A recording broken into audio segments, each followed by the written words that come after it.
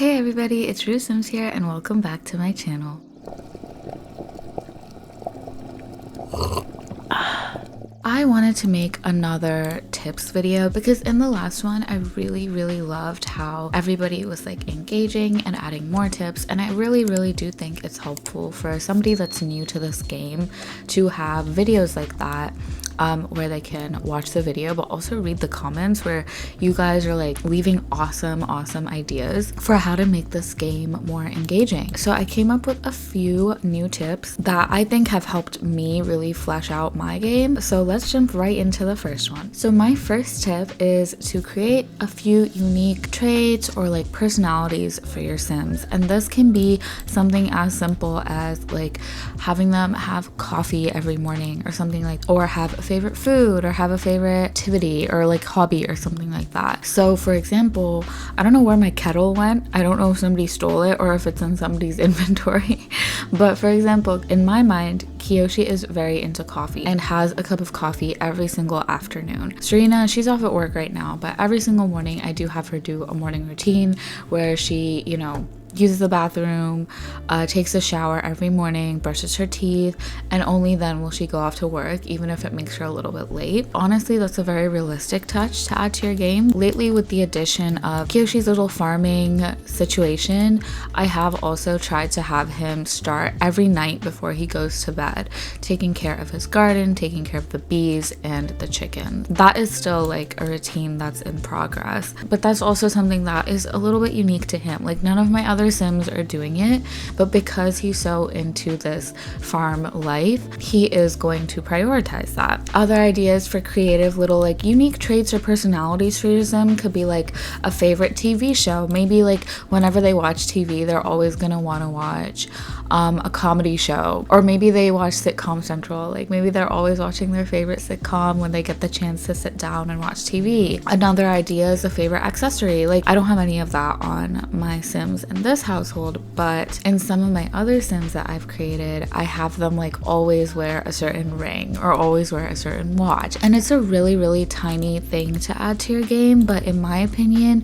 it can add a lot to your Sims personality. And I think it can help you connect more with your Sims as well and feel more invested in their lives as well as in the game in general. So it's a really simple thing to do, very much dependent on you and like what you like to do in your game. Like if you don't spend a lot of time in CAS, it makes sense that you wouldn't add a lot of custom accessories and stuff like that. This tip is really amenable to what you like to do as a Simmer. While Kiyoshi goes on a walk, I'm gonna go ahead and talk about my next tip, which is to put photos on the wall. Again, such a simple little thing to do, but it adds so much realism because I have never stepped into a person's home in real life and not seen some kind of family photos or some kind of personal mementos on the wall. Even things like the arts and crafts that the kids make at the table.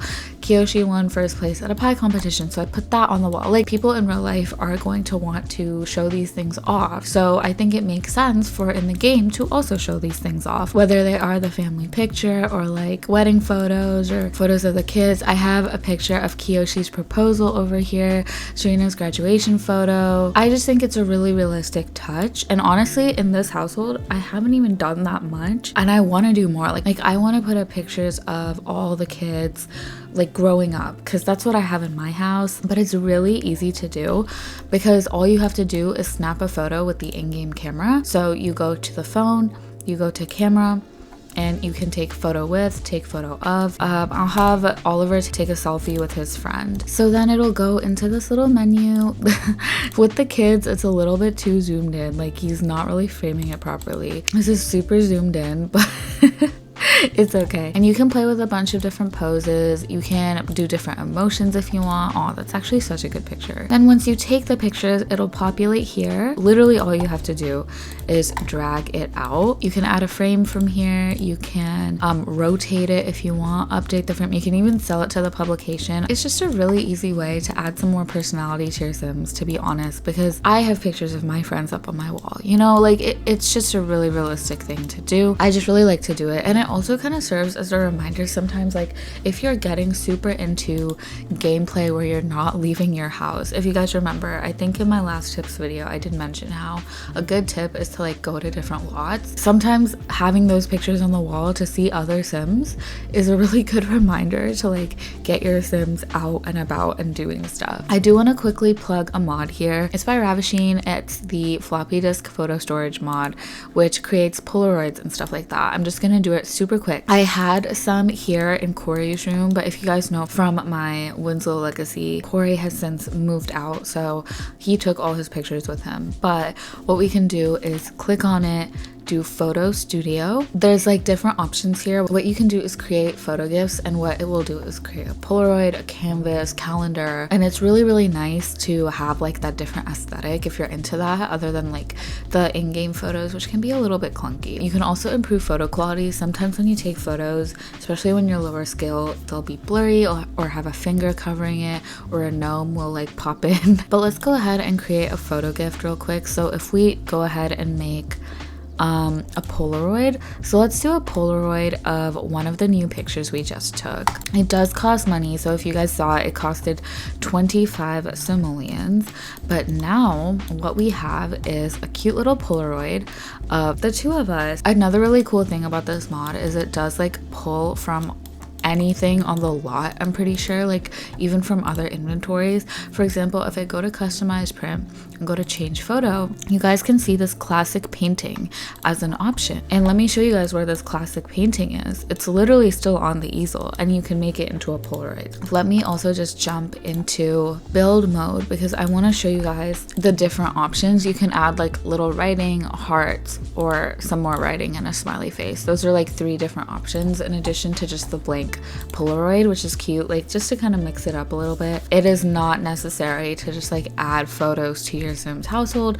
If you can play with mods, and if you're like open to playing with mods, definitely check it out, and it will be linked down below. My next tip is to design different outfits for your Sims. Design multiple outfits for the same category. So for example, let's pop into Serena's cast. If we go into change outfit for her, we have so many options. So I gave her 5 everyday, 4 formal, 3 athletic, 3 sleepwear, 4 party. I did customize her work outfit through MC Command Center.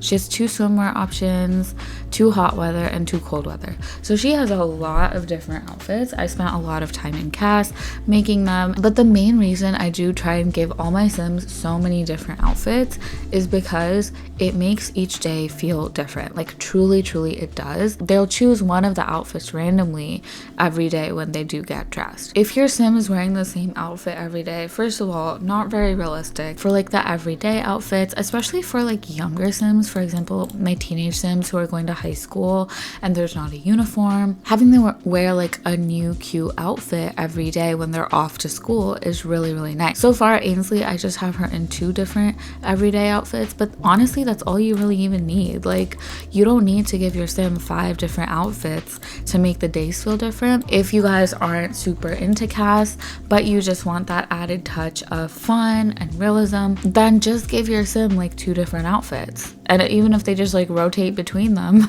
that makes the days feel a little bit different. Next, I have a tip that is kind of similar to the calendar tip I mentioned in my last episode, where I said to add new holidays. This one is kind of similar, but I wanted to focus on holidays that already exist, because I don't think people think about this super often.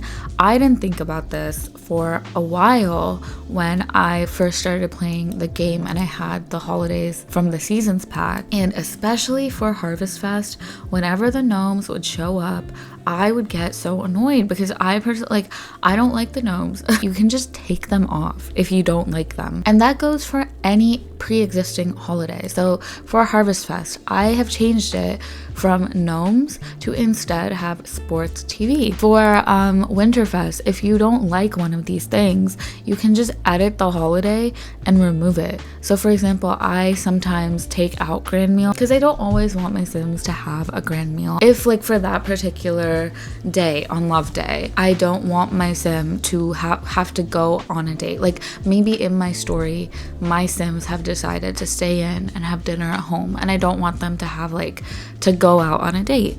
then I would change that. It's as easy as clicking edit holiday. All you have to do is hover over whatever tradition that you want to delete. There's a little X icon, so go ahead and delete it. So easy. You can also add, if you think that there's something missing from one of the pre-existing holidays, you can do that. You can add whatever you want. Like, say you want to make resolutions on Love Day. Like, maybe your sim is single and you want them to make a resolution to get a significant other because they're feeling really down on Love Day. Like, it's just a little storyline like that where you can edit the holiday. And if it's really just for that one day that you're editing it, and the next Love Day you want to change it back to normal, all you have to do is re-edit the holiday, and it's super easy. Also, from this, you can also give your sims a day off of work or school if you need to, change the decoration theme. But I think those are things that people know more about. I feel like for whatever reason, I did not know you could just edit Harvest Fest and take out those annoying gnomes for so long, and I wanted to make sure that I included that tip in here just in case anybody else wants to do the same thing. My last tip for this video is to create your own lore. So if you guys have watched my Winslow Legacy or my current household episodes where my Winslow Legacy started with Serena, I spend a lot of time talking about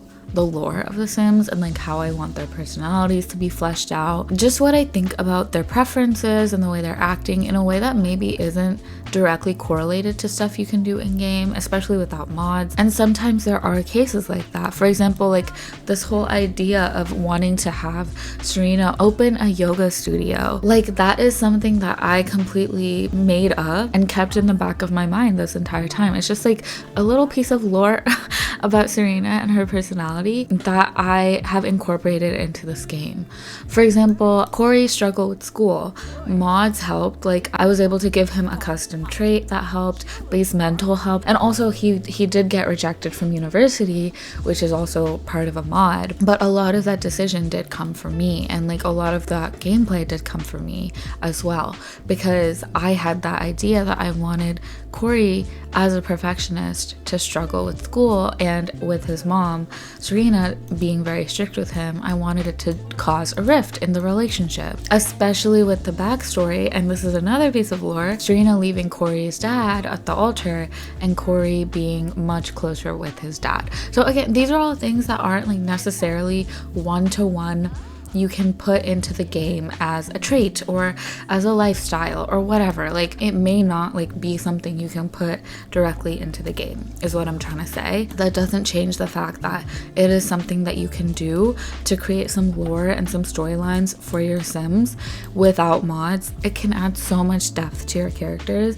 if you just like exercise that creativity. And I will be the first to admit this tip is really abstract and it may not come the easiest to some people. Some people may just like not be geared towards playing this way. I know a lot of people like to do Sims 4 in a more challenge based mode, like they'll do different types of challenges or like speedrun things, you know what I mean, which is a totally valid way to play the game.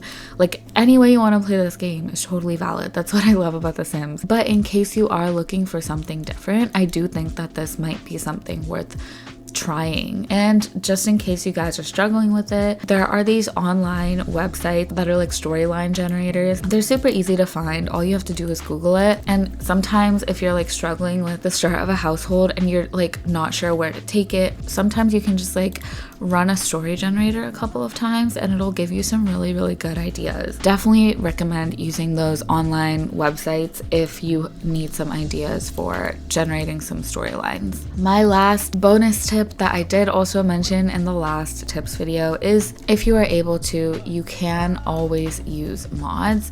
Mods really do help with spicing up gameplay. The addition of mods can just be so helpful in storytelling. And you know, I've done so many mod reviews on like different mods that I think are so helpful for storytelling, so definitely go check those out if you're looking for some mods. If you guys want, I can also like make a video on some of the foundational mods that I personally like cannot live without. Again, I totally understand that not every simmer can play with mods, and that is 100% valid, so I don't want to make it like one of the main tips here. But if you can, there's so many talented modders out there in this community that create the most amazing mods. So go like check them out, see what catches your eye. With that, guys, I am gonna go ahead and leave this part here. Please comment any other ideas like for tips that you guys have that help you in your game. And if you do have any other thoughts or ideas or opinions, definitely comment those down below as well. I love it when you guys comment and I read all of them, so please do. Also, don't forget to like and subscribe if you enjoyed this video, and if you haven't already, do consider joining the channel as a member, and I will see you later. Bye guys.